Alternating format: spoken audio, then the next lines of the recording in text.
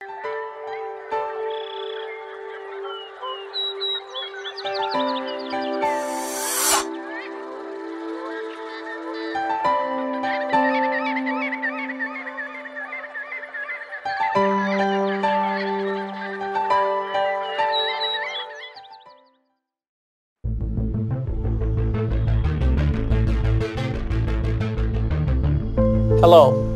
I'm Bill Gates, Chairman of Microsoft. First business launch of our key new products. This is a milestone for PC users. For the first time, let me now unveil Xbox.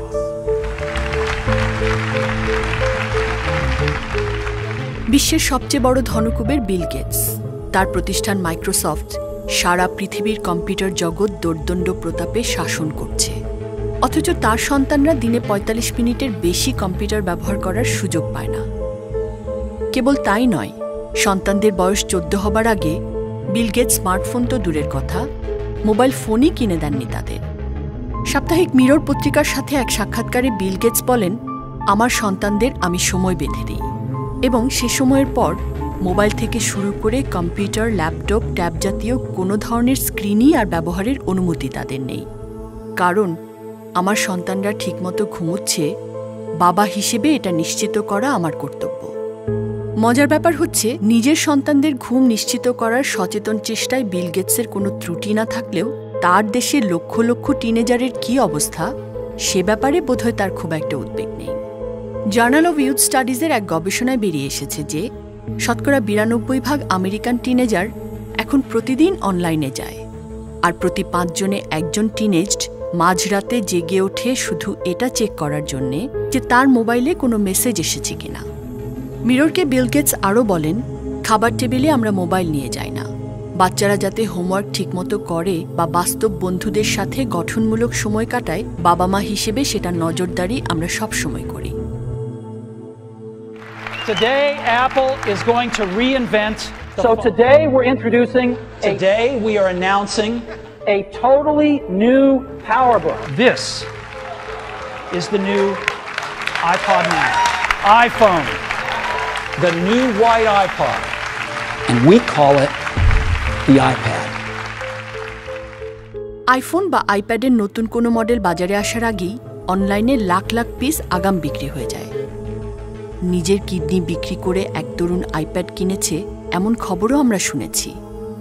যে gadget নিয়ে এত মাতামাতি, তার নির্মাতা অ্যাপলের কর্ণধার Steve jobs কিন্তু তার সন্তানদের আইপ্যাড ব্যবহার করতে দেননি।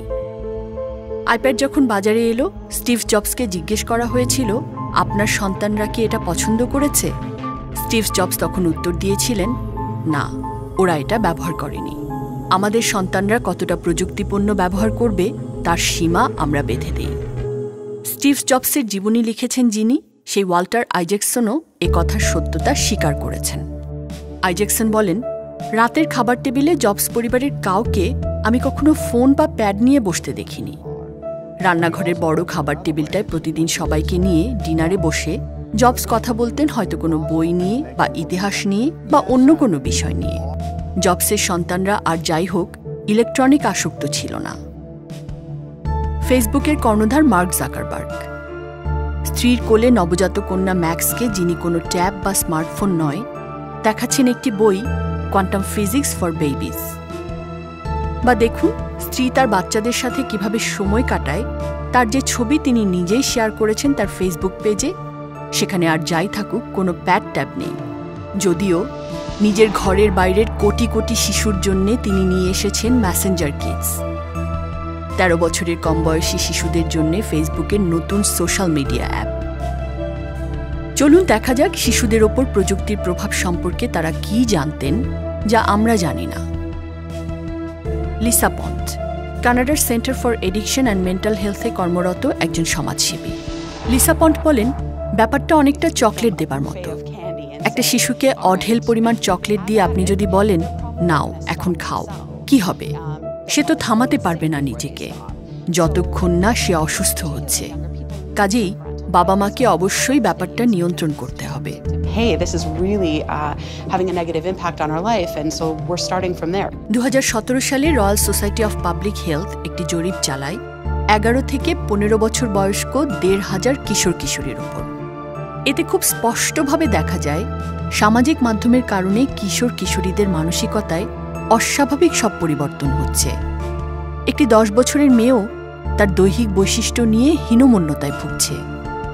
কানাডার অ্যাসোসিয়েশন অফ মেন্টাল হেলথ দেখেছে যে 7 থেকে 12তম গ্রেডের যেসব শিক্ষার্থী দিনে 2 ঘন্টার বেশি সোশ্যাল মিডিয়ায় কাটায়, তাদের দুশ্চিন্তা, হতাশা এবং আত্মহত্যার প্রবণতা অন্যদের চেয়ে অনেক বেশি।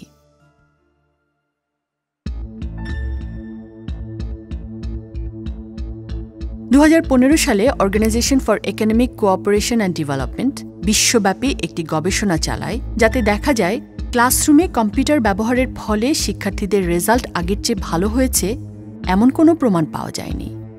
ইউনিভার্সিটি অফ ক্যালিফোর্নিয়া লস অ্যাঞ্জেলসের সাইকোলজিস্ট প্রফেসর ড্যানিয়েল ওপেনহেমার বলেন, ক্লাস নোট হাতে লিখলে তা একজন শিক্ষার্থীর বেশি সময় মনে থাকে, কিন্তু ল্যাপটপে নোট নিলে তা মনে থাকে খুব অল্প সময়।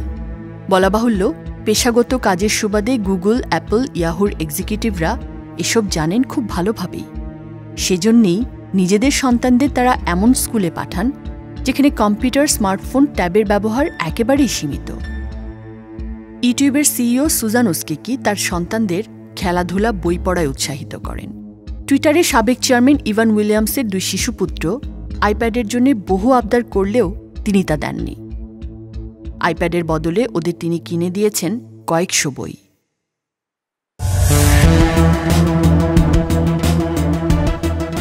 এসব কারণেই পৃথিবীর দেশে দেশে এখন শিশু কিশোরদের প্রযুক্তিপণ্য ব্যবহারের ওপর আরোপ করা হচ্ছে নানা নিয়ন্ত্রণ। দক্ষিণ কোরিয়ার সরকার একটা নতুন আইন করেছে, যাতে 16 বছরের কম বয়সীদের মধ্যরাত থেকে ভোর 6টা পর্যন্ত অনলাইন গেমস খেলার ওপর নিষেধাজ্ঞা আরোপ করা হয়েছে।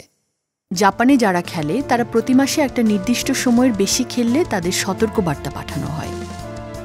চীনের টেনসেন্ট নামে একটি বড় ইন্টারনেট কোম্পানি বাচ্চারা কত ঘন্টা ইন্টারনেটে তাদের সবচেয়ে জনপ্রিয় খেলাগুলো খেলবে তার সময়সীমা বেঁধে দিয়েছে। আর ব্রিটেনের তরুণরা কত সময় ধরে সোশ্যাল মিডিয়ায় কাটাবে তার সীমা বেঁধে দিয়ে একটি নীতিমালা করার নির্দেশ দিয়েছেন স্বাস্থ্য বিষয়ক প্রধান কর্মকর্তাকে দেশটির স্বাস্থ্য সচিব। জোরদার হচ্ছে স্কুলে মোবাইল ফোন নিষিদ্ধের উদ্যোগও। 2018 সালের সেপ্টেম্বর থেকে ফ্রান্সের স্কুল শিক্ষার্থীরা স্কুলে আর কোনো মোবাইল ফোন নিয়ে আসতে পারছে না। ফরাসি প্রেসিডেন্ট ইমানুয়েল ম্যাক্রনের নির্বাচনী প্রতিশ্রুতির অংশ হিসেবেই সম্প্রতি এ আইন পাশ করেছে ফ্রেঞ্চ পার্লামেন্টের নিম্নকক্ষ। এর আগে ফরাসি শিক্ষার্থীদের ক্লাসরুমে ফোন ব্যবহার নিষিদ্ধ ছিল, কিন্তু নতুন এ আইনের ফলে এখন নার্সারি, প্রাইমারি ও মিডল স্কুল অর্থাৎ বয়স 15 না হওয়া পর্যন্ত সব শিক্ষার্থীর জন্য স্কুলে ফোন নিয়ে আসাই নিষিদ্ধ হয়ে গেল। এ প্রসঙ্গে ফরাসি শিক্ষামন্ত্রী জন মিশেল ব্ল্যাঙ্কোয়ার বলেন, আমরা দেখেছি টিফিন বিরতির সময়ও শিশুরা এখন খেলতে চায় না, বরং নিজের স্মার্টফোনটা নিয়ে একদৃষ্টিতে তাকিয়ে থাকে ওটার দিকে। বিষয়টা নিঃসন্দেহে উদ্বেগের।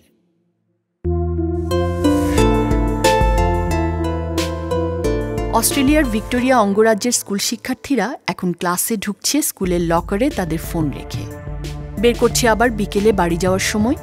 এমনকি মধ্যাহ্ন বিরতিতেও ফোন বের করার অনুমতি নেই তাদের। তার ফল হল বিরতির সময় খুব প্রাণবন্ত কাটছে তাদের। সহপাঠীদের সাথে গল্প, খেলাধুলা, খাওয়া দাওয়ার মধ্য দিয়ে আবারও চাঙ্গা হয়ে নিতে পারছে ওরা।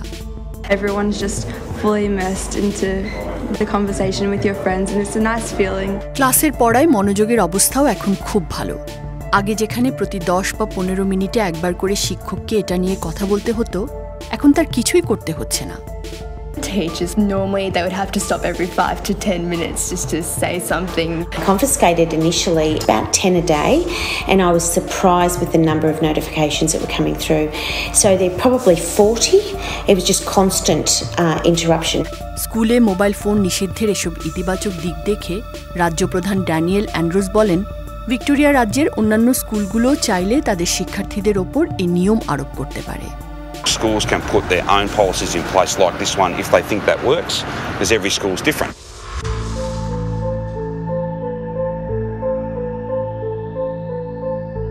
মোবাইল ফোনের কারণে ইংল্যান্ডের সারের ক্রানলি বোর্ডিং স্কুলের শিক্ষার্থীদের অনেকগুলো সমস্যা নজরে এলো স্কুল কর্তৃপক্ষের।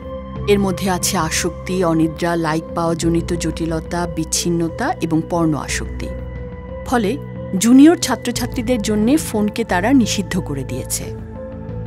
ক্রানলির ছাত্ররা শুধু নিজেরা এ থেকে বিরত হয়েছে তা নয়, সারের অন্যান্য স্কুলকেও তারা বোঝাচ্ছে এর ক্ষতি সম্পর্কে।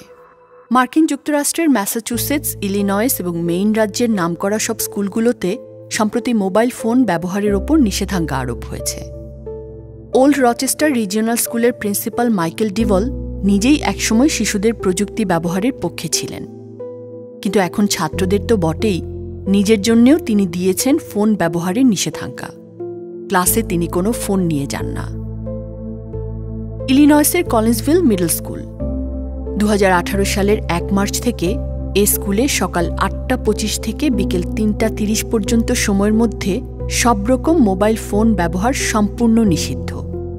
এ মর্মে একটি ভিডিও বার্তা প্রকাশ করেছেন স্কুলের প্রিন্সিপাল কিম্বারলি জ্যাকসন। বিশ্বব্যাপী যখন সচেতনতার ডাকে সাড়া দিচ্ছে একের পর এক দেশ, তখন আমাদের কি করা উচিত?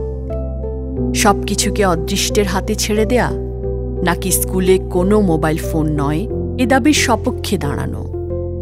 স্কুলে মোবাইল ফোন নিষিদ্ধ করতে প্রয়োজনীয় পদক্ষেপ গ্রহণে সংশ্লিষ্টদের উদ্বুদ্ধ করুন। 18 বছর বয়সের আগে সন্তানকে স্মার্টফোন না দিয়ে তাকে মেধাহীন হওয়া থেকে বাঁচান।